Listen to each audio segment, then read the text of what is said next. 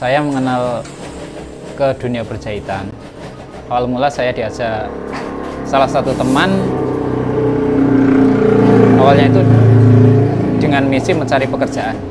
Awalnya mencari pekerjaan, yang mana sasaran mencari pekerjaan itu di kota Pacitan, di wilayah kota. Kan rumah saya di kampung, terus saya ke kota dengan misi mencari pekerjaan. Terus saya diajak mampir ke tempat pekerjaan beliaunya dulu. Saya belum mengenal dunia perjahitan ya awalnya, karena saya bersekolah pun di SMK ngambil jurusan kayu, yaitu seni ukir.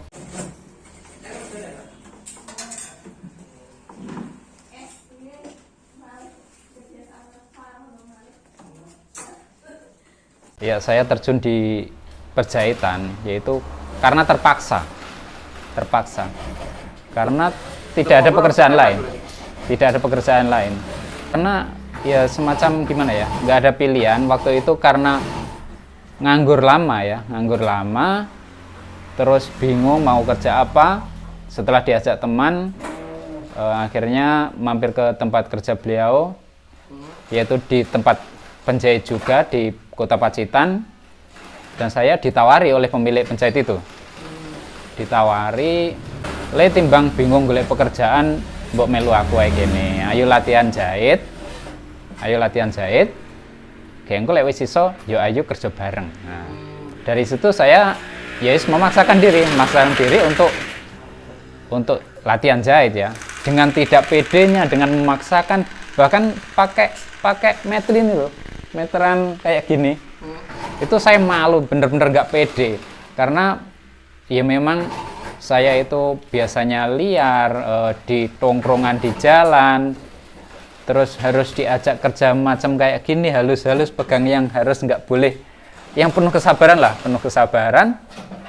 Terus akhirnya ya dari situ saya mungkin ini menjadi pilihan saya harus belajar di sini, mungkin harus mencoba menekuni lah. Saya coba menekuni, belajar menjahit, dan akhirnya ya seperti inilah. Awalnya itu tidak bekerja sih, ya semacam kursus ya. Kalau di tempat itu anak-anak yang bekerja di situ biasanya kan belajar bareng, terus kalau bisa langsung jahit di situ, kerja di situ. Kalau saya kan mungkin dilihat sosok saya ya, yang backgroundnya itu anak tongkrongan, itu yang ngajak menjahit pun, ngajak belajar menjahit pun ragu. Akhirnya saya ditawari, bagaimana kalau latihan jahit di sini, tapi ya berhubung kamu kan di sini ya belum bisa mendapatkan hasil, coro hitung-hitungannya lagi sinau, bagaimana kalau kamu ya memberikan semacam uang pendaftaran lah, uang jaminan sebagai bukti kesungguhan. Terus sebenarnya itu kembali ke saya lagi kan, untuk saya makan di situ kan. Kalau siang aku harus makan di situ. Kalau yang lain-lain kan sudah kerja, sudah dapat penghasilan, ibarat pembagian hasil itu bos sudah dapat bagian, terus yang kerja sudah dapat bagian, dan sebagian untuk biaya makan di situ. Ya kalau waktu berapa lama saya belajar gimana ya, karena menjahit itu sebenarnya nggak ada habisnya pelajarannya kan, harus belajar dan harus mengembangkan skill. Dari situ memang kalau awal untuk dasarnya kan, untuk cara dasar menjahit sendiri nggak begitu rumit. Kalau kita bisa menjahit lurus, nepi kain, terus harus punya jarak-jarak segini, gitu sudah menguasai. Kita dituntun pelan-pelan, insya Allah sudah bisa membuat baju, membuat bentuk itu tinggal kita rajin-rajin belajar. Tidak butuh waktu lama, berarti kira-kira berapa bulan waktu itu? Kalau untuk belajar menjahit sendiri, kalau difokuskan itu sebenarnya dalam jangka 1 bulan itu kita sudah bisa membuat produk ya, sudah bisa membentuk baju, merangkai baju. Padahal itu dari pengalaman yang nol ya? Dari nol, benar-benar dari nol, Kak. saya pun pegang mesin jahit ya dari itu di tempat beliau saya belajar jahit. Awalnya sama sekali belum pernah saya memegang mesin jahit itu. Asal kita ada tekad sebenarnya jahit itu tidak sulit ya. Orang yang awalnya nol saja tidak pernah mengenal ternyata dalam waktu yang sebenarnya tidak lama ternyata bisa. Kemudian setelah sampean itu bisa, waktu itu bekerja di sana kurang lebih berapa tahun waktu itu? Saya bekerja di tempat dari awal saya belajar itu kira-kira sekitar 6 tahunan ya, 6 tahunan. Dari situ saya memang belajar dari nol sampai menguasai teknik-teknik menjahit semuanya ya, hampir semua yang dari customer inginkan. Nah, itu insya Allah di situ saya menguasai teknik jahitnya ya. Bukan teknik motongnya ya, teknik jahitnya. Karena memang di situ yang kerja di situ memang cukup untuk menjahit saja. Dari bosnya sudah disiapkan potongan dan untuk para pekerjanya tinggal menjahit, merangkai sampai bentuk akhir finishing. Ya, saya kan di situ sudah 6 tahun ya. 6 tahun itu ya memang yang saya dapat bukan cuman saya bisa menjahit ya. Dari situ saya juga ternyata bisa mencukupi kebutuhan, intinya kebutuhan pribadi. Sampai di situ kan saya sudah umur kan, saya belajar jahit itu sekitar umur 21 tahun. Dan sebagai remaja kan paling tidak punya keinginan untuk menikah. Akhirnya dalam 6 tahun itu saya alhamdulillah juga sekitar 2 tahun akhir sebelum keluar saya menikah. Dan akhirnya setelah menikah dan saya juga bersama istri, termotivasi dari istri juga, saya berkeinginan untuk mandiri, membuka usaha sendiri dan tetap dalam satu bidang ini. Nah gini kan, di akhir-akhir ya, dalam 6 tahun di akhir-akhir tahun kan saya sudah keluarga kan, sudah di rumah, akhirnya kan mencoba beli mesin sendiri, beli peralatan kerja sendiri gitu kan. Dari situ di kampung kan orang-orang kampung semakin kenal, oh si Nunung tuh mesin jahit. Ayo lenjene neng gone Nunung kan. Dari situ kok saya membaca potensi gitu. Meskipun saya masih kerja di sana, udah ada yang membutuhkan jasa saya. Terus akhirnya saya termotivasi untuk keluar dari sana dan saya mencoba membuka usaha sendiri.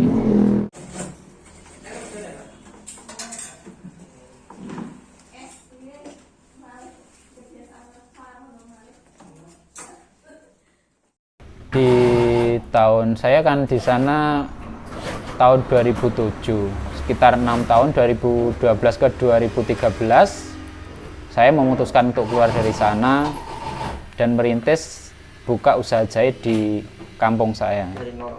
Dari nol itu merintis, dan alhamdulillah jasa saya di kampung saya kok terbaca semakin ya. Mungkin dari mulut ke mulut akhirnya potensi terbaca dan akhirnya saya memutuskan tekad kita jahit saja di rumah. Sebenarnya pas waktu masih di sana ya, kok ada pekerjaan di rumah itu saya ngambil waktu libur untuk memprosesnya. Kadang ya kalau harus malam diproses ya lembur di rumah. Kalau siang kita ke tempat kerja lagi. Awal buka usaha saya di rumah ya, rumahnya itu lumayan masuk jauh dari jalur protokol ya, jalur protokol. Harus masuk di pelosok, harus melewati jalan yang lumayan, kalau hujan itu ya lumayan licin. Bahkan kan saya memberi macam bukan banner itu di kayu kan, tulisan penjahit.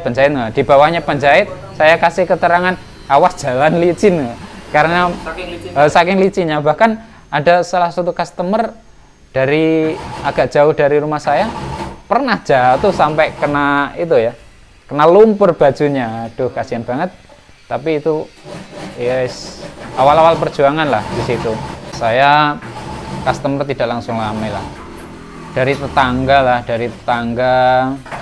Akhirnya mungkin tetangga membuktikan, oh si Nunung bener-bener ison jahit. Dari personal dan dari individu. Akhirnya ada juga ya dari rombongan RT lah macam gitu. Alhamdulillah juga puas dengan jasa saya. Dari situ mungkin Allah menggiring customer yang lain untuk datang ke tempat saya. Nah, dari situ saya ya semakin optimis lah, semakin optimis. Tapi waktu itu masih sendiri. Ya bersama istri. Saya kerja bersama istri. Bahkan kalau pas ramai itu, yang dimaksud ramai itu dengan kapasitas tenaga saya bersama istri itu sudah kewalahan, itu ya sampai lembur-lembur sampai pagi, Pak. Tapi ada waktunya juga ngedon juga, Pak. Kan posisi di kampung kan ya kadang sama sekali nggak ada pekerjaan juga pernah sampai pas seperti itu sama istri ya mencari inspirasi lain lah ke tempat-tempat lain ya, sampai kosong nggak ada pekerjaan. Kalau pas nggak ada pekerjaan ya ikutlah orang tua ke ladang atau mencari kebutuhan dapur. Kan di kampung kan masaknya nggak pakai kompor, pakai kayu, harus cari kayu bakar. Itu pas ada waktu luang ya cari kayu bakar. Nah, untuk melanjutkan itu kadang-kadang ya juga ada macam ngedonnya, apa kita nggak usah melanjutkan. Pernah pesimis juga apa nggak usah melanjutkan ke bidang jahit menjahit ya, atau kita mencari inspirasi lain ya gitu sama istri. Bahkan ya sampai bener-bener ada inspirasi lain juga, pengen jualan, pengen macam bikin produk gitu. Ya memang selama 6 tahun di tempat kerja ya saya fokusnya menjahit. Tidak ada sama sekali pelajaran teknik memotong yang macam itu, tidak ada, bahkan tidak diberitahu. Ya husnudon saya ya mungkin karena tidak sempat ya, karena saking banyak pekerja sehingga tidak sempat untuk memberi pelajaran tentang memotong. Dan akhirnya setelah saya berdikari sendiri, saya ada salah satu teman yang sudah berpengalaman ya, pengalaman dasar sekali untuk memotong. Paling tidak memotong hem kan. Kita sebagai penjahit, pokok dasar itu kalau sudah bisa memotong hem. Saya sewaktu masih di rumah ya, di rumah kampung, saya itu setelah melewati kadang ya rame, kadang sepi pekerjaan itu, tapi untuk potensi kerame itu lebih banyak ternyata lebih banyak. Dari tahun ke tahun pelanggan meningkat kan. Akhirnya ada teman yang main ke rumah itu terinspirasi, kepengen ikut menjahit, kepengen belajar menjahit. Dan akhirnya ada berapa ya, dua teman ikut belajar menjahit. Akhirnya dari situ ya memang misi awal memang belajar menjahit. Nah dari situ saya akan memberikan ilmu ya sesuai yang pernah saya alami. Cara memberikan ilmu seperti apa itu saya kasihkan ke teman saya, tukar pengalaman tentang ilmu jahit. Akhirnya dari situ kok untuk pekerjaan tambah terus ya. Akhirnya meningkat, pelanggan semakin banyak. Nah dari situ saya ya kita teruskan kerjasama. Dianggap ini adalah sebuah kerjasama dan akhirnya ya berlanjut. Dan saya akhirnya terpikir bagaimana kalau kita mencari tempat yang lebih strategis di pinggir jalan. Tapi sebelum itu, sewaktu saya masih menjahit bersama istri ya, saya itu karena bingungnya ya, apa tempat kita yang kurang strategis karena rumah kita yang masuk ya. Dari situ saya bersama istri punya inisiatif untuk ngontrak tempat yang lebih ramai lah, di pinggir jalan raya atau di pasar. Waktu itu punya rencana itu, dan akhirnya terwujud. Saya bersama istri ngontrak di pasar gitu. Di pasar, dan tenaga memang cuman berdua bersama istri. Intinya misinya ya pengen cari pelanggan yang lebih banyak, misinya itu. Tapi Allah belum seakan-akan belum mengizinkan saya ngontrak bersama istri di pasar itu. Dan ibaratnya misi saya bersama istri itu gagal, dan bisa dikatakan itu bangkrut ya, bangkrut dalam satu misi untuk ngontrak, padahal itu saya sudah mengeluarkan banyak modal, sedangkan modal itu saya dapatkan dari hutang ya, hutang dari bank gitu kan, mengandalkan hutang dari bank, dan dengan tujuan untuk mencari tempat kontrakan, mencari tempat yang mungkin saya anggap lebih strategis di pinggir jalan raya atau bahkan di pasar. Waktu itu dapat tempat di pasar, tapi ternyata tidak sesuai harapan, dan mungkin itu skenario Allah juga ya.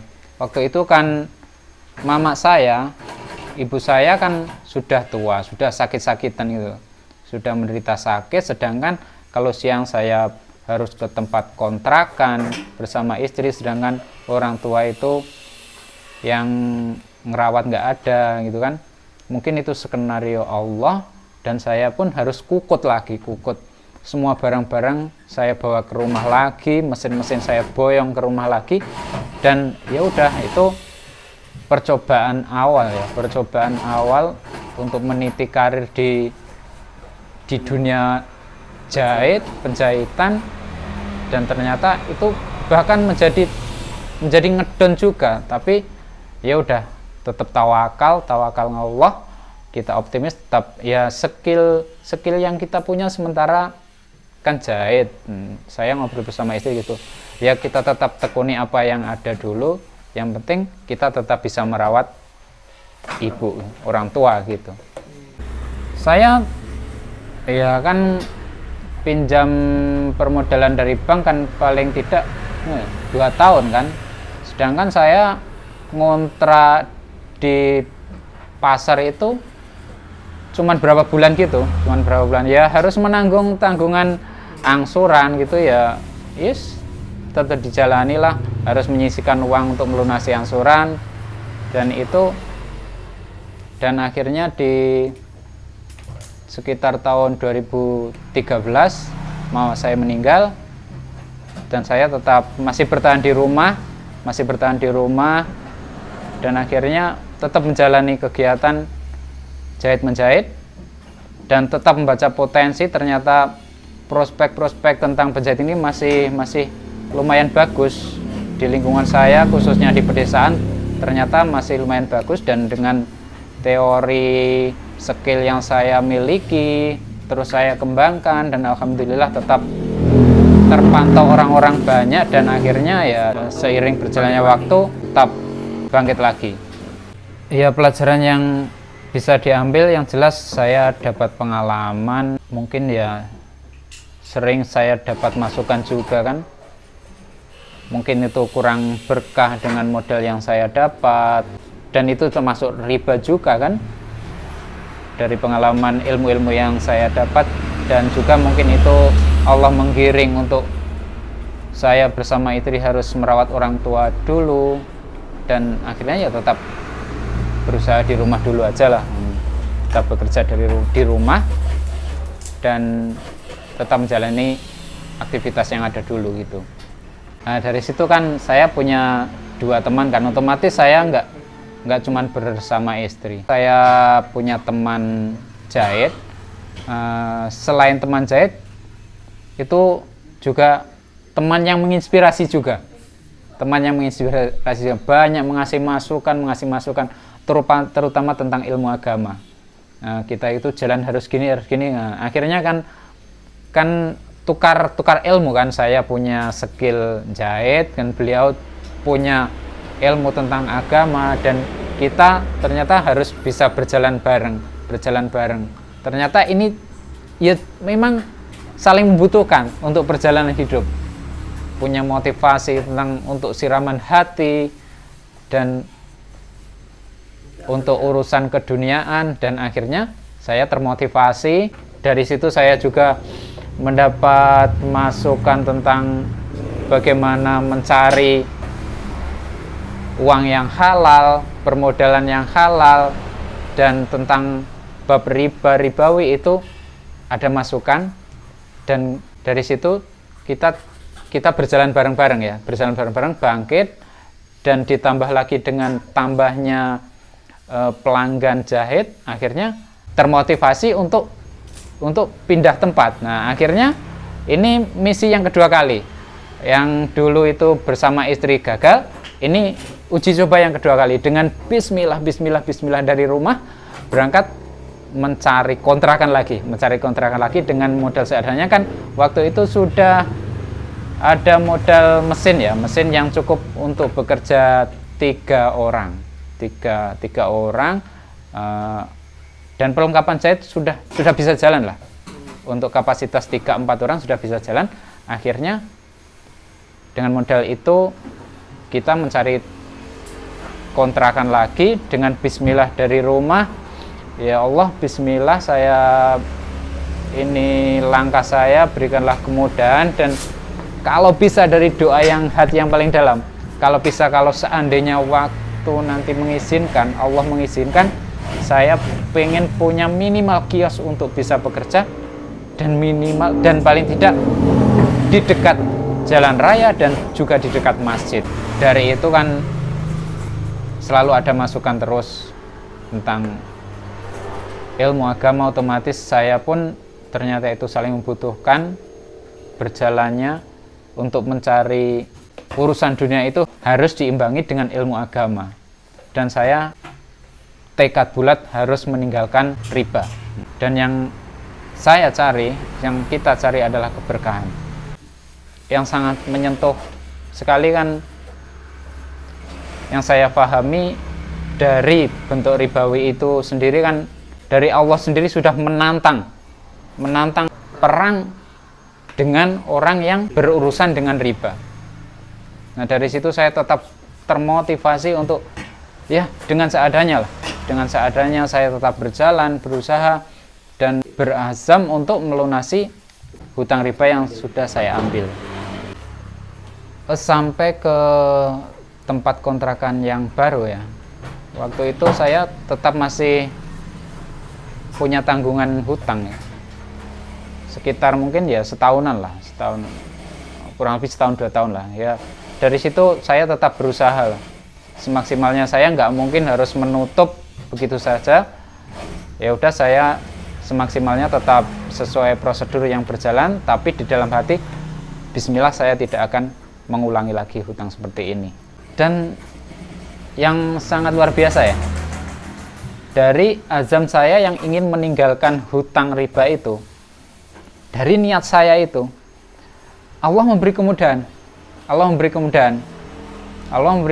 Ada seseorang yang memberikan pinjaman, dan itu saya gunakan untuk menutup semua hutang bank saya. Dan beliau pun memberi kemudahan, dikembalikannya nggak perlu pakai bunga. Subhanallah, itu sangat luar biasa, dan itu mungkin wujud kemudahan dari Allah juga. Kembali ke tentang pekerjaan ya, ke tentang jahit dan strategi saya di kontrakan yang baru. Waktu itu memang otomatis saya menempati tempat yang baru kan. Untuk yang rumah yang asli saya, otomatis jangkauan saya kan belum begitu luas. Paling tidak ya tetangga atau tetangga desa lah, seputaran situ aja lah. Di tempat saya yang baru, otomatis saya harus beradaptasi dengan lingkungan lingkungan kontrakan terutama itu. Yang kedua dengan bagaimana cara saya untuk usaha saya ini bisa berjalan, bisa mencari target pasar yang lebih luas. Nah, strategi yang saya gunakan ya pakai itu macam banner ya, banner kecil-kecil itu, supaya orang-orang itu mengenal usaha saya. Saya bikin banner kecil-kecil bersama teman saya yang tadi, saya tempel-tempel di kawasan yang saya anggap strategis ya. Itu strategisnya ya saya pantau, ini kan sudah kenal lah kalau lingkungan ke Pacitan, ke timur itu saya sudah kenal itu titik-titik yang ramai atau di tempat sekolahan atau di tempat guru. Tapi ya ada lucunya juga, kadang ya tempat suapi juga saya tempelin biar orang itu heran, ngapain pasang banner di tempat kayak gini. Ya setelah saya melakukan strategi semacam pasang banner itu, ya nampaklah sedikit-sedikit ada pelanggan baru. Saya rasa ini ya, meskipun nggak saya tanya ini ngertos kula buka jahitan enten mriki saking sinten Pak ngoten, saya rasa itu mungkin efek dari banner, atau mungkin kan di tempat kerja saya juga ada banner besar di pinggir jalan di depan kontrakan saya. Ya mungkin dari usaha saya, strategi saya memasang banner, dari itu juga ada impact yang baik untuk menghasilkan sebuah karya ya, sebuah pakaian yang memang harus melalui tahap-tahap yang harus benar-benar telaten dan juga butuh kesabaran. Ya seperti contoh untuk jasa yang saya jalani ya, untuk proses membuat baju ini ya, dimulai dari pengukuran yang benar-benar maksimal ya, benar-benar betul sesuai keinginan customer yang jelas ya, sesuai keinginan customer, dan melalui proses pemotongan yang telaten juga. Dan selanjutnya untuk yang paling akhir itu proses jahitannya. Proses jahitannya harus benar-benar rapi, dan untuk penempatan kain harus telaten juga. Pokoknya sebenarnya ya sesuai keinginan customer lah. Apa yang diinginkan customer, kita berusaha semaksimal untuk memberikan yang terbaik gitu. Sebenarnya kategorinya tailor ya, penjahit ya. Bahkan kalau orang desa disebutnya tailor gitu nggak mudeng ya. Ya penjahit. Nah, masalahnya itu pernah menjadi juga. Tailor opo iki tailor. Nah, akhirnya ya saya tetap membuat brand penjahit, dan di sini saya ya sebagai jasa jahit. Untuk pelayanan yang saya berikan pembuatan busana pria, wanita, anak-anak, dan seragam sekolah. Pokoknya yang saya anggap bisa memprosesnya saya terima lah. Awalnya saya penjahit dan permak ya. Penjahit dan permak. Nah, sebenarnya permak itu lebih menguntungkan juga ya kalau dilihat dari income yang masuk. Karena itu modalnya dikit, kita benahi apa yang kurang benar menurut pelanggan kita, ya udah, kita udah dapat hasilnya. Tapi kalau pelayanan jahit kan kita harus membutuhkan modal. Ya pernah juga mengalami di waktu saya mengalami titik nol atau kebangkrutan atau bahkan nggak ada pekerjaan, itu semacam kena nyinyir orang lah, itu gawe usaha apa ning kene apa ya bakalan laku ngoten niku wonten Pak. Semacam itu ada, tapi ya tidak membuat saya langsung down gitu aja Pak. Tetap bersemangat. Ya, kalau saat ini ya untuk keterangan di luar sampai saya kasih tulisan mohon maaf untuk busana wanita penuh ya. Karena memang sesuai pengalaman yang sudah berjalan, busana wanita memang lebih rumit ya, dan untuk dari tenaga kewalahan untuk busana wanita. Jadi mohon maaf untuk saat ini memang betul-betul penuh ya, untuk betul-betul penuh sampai akhirnya saya kasih keterangan di luar untuk busana wanita penuh ya, karena busana wanita ya lebih rumit dan prosesnya pun harus betul-betul lebih jeli. Saya kan ngontrak ya bersama teman ya, 2 teman waktu itu, 2 teman kerja. Saya ngontrak, perjanjian kontrak selama 5 tahun,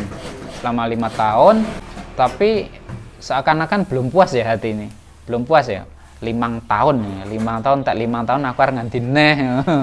Ya, itu saya perkuat doa itu. Doa setiap sujud akhir saya, setiap habis sholat saya, bahkan setiap melewati rumah ada perkarangan kosong yang waktu itu pernah ditawarkan, tapi perkarangan kosong itu harganya luar biasa. Bahkan mungkin kalau lahan saya yang di rumah saya jual, lahan itu belum kebeli ya. Tapi saya tetap berdoa, ya Allah berilah kemudahan untuk bisa membeli rumah itu. Dari 5 tahun perjanjian kontrak itu sekitar hampir 3 tahun ya. Hampir 3 tahun Allah mengabulkan doa saya. Ternyata ada yang menawari rumah. Bahkan itu sesuai doa saya. Rumah itu di dekat masjid. Qadarullah ditemukan lagi dengan orang yang memberikan pinjaman tanpa harus ada bunganya. Dan akhirnya saya angsur. Punya uang segini saya kasihkan, punya uang 5 juta saya kasihkan. Dan itu pun tidak begitu lama. Allah memberi kemudahan lagi dan akhirnya rumah yang saya tempati ini akhirnya terbeli tanpa ada riba sedikit pun. Alhamdulillah, ini adalah sangat luar biasa dan saya merasakannya. Ini adalah wujud dari mungkin saya yakin ini adalah wujud saya meninggalkan riba. Ini bicara tentang omset ya, omset ini. Ini kayaknya jawaban yang harus ya. Tapi tetap saya jawab dengan seadanya. Untuk omset itu tidak menentu ya, tidak menentu. Untuk pekerjaan saya sendiri kan tidak selalu itu aja. Tidak selalu itu. Modelnya tidak kemeja terus, tidak celana terus. Jadi tingkat kesulitannya pun beda-beda ya. Jadi dari pekerja sendiri sekarang alhamdulillah teman-teman yang membantu pekerjaan ada 5 teman ya, ada 5 teman dan rata-rata mereka perharinya 2 atau 3 potong. Insya Allah rata-rata sehari ya 15 potong ya, kurang lebih 15 potong ya. Ya itu tadi tergantung kesulitannya. Tarif paling murah berapa? Untuk tarif paling murah untuk hari-hari seperti ini 75 lah. 75 kali 15 berarti itu ya omset per hari. Omset per hari ya rata-rata itu 75 rata-rata kali 15 lah. Tapi banyak kurangnya karena mungkin kesulitan yang itu yang menjadi penghalang. Untuk saya sendiri kan basicnya bukan dari penjahit ya. Bahkan sekolah terakhir saya SMK jurusan Kriya ya. Mungkin ada kaitannya sedikit lah. Seninya. Saya sendiri suka menggambar kan. Nah, akhirnya untuk di jahitan kan akhirnya berguna juga kan untuk menggambar. Nah, dari sini saya kan merekrut teman-teman kerja ya. Merekrut teman-teman kerja itu mereka pun basicnya juga tidak dari penjahit. Ada yang dari SMK jurusan otomotif, dari otomotif, dari aliyah lah seperti itu. Nah, mereka pun sama sekali tidak dibekali basic penjahit, sama sekali tidak ada. Nah, tapi dia kok mau ya belajar jahit tapi kok dia mau ya belajar jahit. Ya pertama mungkin dia itu kok mau belajar jahit, pertama mungkin terpaksa mungkin ya. Terpaksa karena nggak ada pekerjaan ya. Yang jelas itu mereka maulah belajar jahit di tempat saya.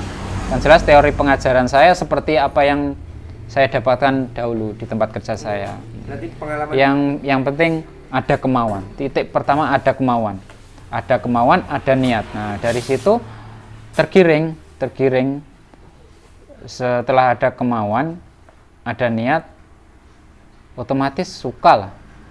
Suka. Dari situ teori belajarnya ya dituntun dari awal, dikenalkan ini mesin jahit kinerjanya seperti ini, terus teori menjahit awal itu seperti ini.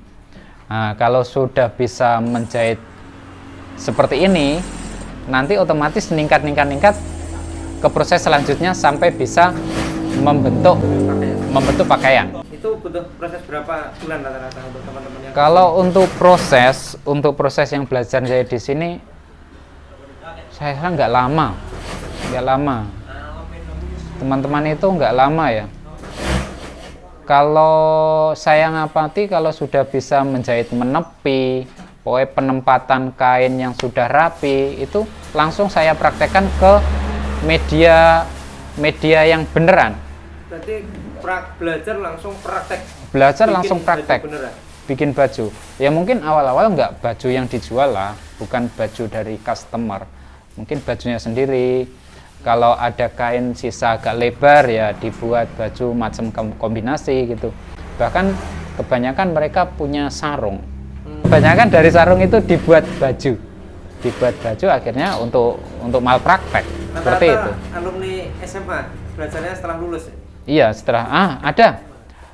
Rata-rata mereka dari SMA yang bingung mencari pekerjaan akhirnya ke tempat saya dan kita belajar bersama. Tapi ada juga yang memang dari SMA itu dari gurunya mungkin masukannya katanya seperti ini. Kalau kamu memang suka menjahit, ke tempatnya Mas Nunung saja, nanti bisa belajar di sana. Ya itu. Dari SMA sudah belajar. Nah, terkendala adanya COVID. Nah, waktu itu kan sekolah tidak masuk. Mereka akhirnya bisa fokus belajar di sini. Oh, berarti anak-anak ini dulu pas musim COVID kemarin masih sekolah ini ya? Iya, pas COVID masih sekolah. Padahal momentum libur itu justru mereka gunakan untuk belajar di sini hingga akhirnya mereka jadi expert menjahit. Akhirnya momentum libur digunakan untuk belajar jahit di sini. Sampai-sampai katanya males ke sekolah lagi. Nah, akhirnya ya belajar ya cukup singkat lah. Bahkan sudah berani produksi waktu itu. Posisi masih sekolah, belajar jahit, dan sudah karyanya itu sudah berani dijual. Akhirnya sudah dapat masukan juga dia. Terus teman-teman selama belajar di jenengan itu membayar atau bagaimana? Untuk teman-teman yang belajar di sini tidak ada yang membayar. Bahkan saya sukarela memberikan dia pelajaran dengan senang hati, asal dia mau, asal ada kemauan, ada niat, saya siap memberikan pelajaran. Bahkan sampai saat ini masih banyak yang pengen belajar di sini, tapi mayoritas cewek. Nah, berhubung lokasi rumah saya yang kecil dan perangkat kerja saya yang juga kurang mencukupi, akhirnya mereka tertolak. Dan saya pun memang berniat kalau punya teman jahit ya cowok-cowok gitu aja. Terus sampean apa enggak khawatir? Ini kan teman-teman ini semuanya dari nol dilatih. Apa enggak khawatir kalau sudah bisa terus mereka itu buka sendiri terus jadi saingan Anda? Saya di sini untuk teman-teman yang kerja di sini, kalau memang membutuhkan pelajaran ini, bahkan sampai pelajaran memotong pun beliau butuhkan, saya kasihkan. Saya tidak khawatir suatu saat menjadi pesaing saya, tidak. Bahkan sudah beberapa Pak ya. Bukan ini kan tinggal 5, sekarang kan 5 teman yang mengerjakan. Nah, sebelum itu sudah ada beberapa orang yang keluar dari sini bahkan buka praktek. Bahkan itu pun tidak jauh dari tempat saya. Saya tetap mendukung, tetap memotivasi. Dan saya yakin yang memberikan, yang menggiring customer ke sini, yang menggiring pelanggan ke sini adalah Allah. Itu. Dan rezeki itu tidak akan berubah arah. Kalau memang rezeki itu untuk saya, pasti Allah memberikan kepada saya. Ya, untuk teman-teman yang belajar di sini ya, kalau kok misalnya suatu saat pingin buka sendiri, saya persilahkan. Dan kuncinya kalau saya yang penting tawakal sama Allah, karena yang mengatur rezeki itu Allah. Dan kalau mungkin kalau suatu saat mau berbuka sendiri, bahkan kita bisa berkolaborasi ya. Jadi saya sendiri tidak menganggap saingan. Untuk para pelanggan supaya bisa tetap kembali ya, bisa loyal kepada kita, ya tentunya nomor satu kita tetap berusaha semaksimal mungkin. Apa yang beliau inginkan, apa yang beliau model apa yang beliau inginkan, ya kita berusaha semaksimal mungkin untuk memprosesnya. Dari situ insya Allah kalau mereka memang cocok, insya Allah akan kembali lagi pada kita.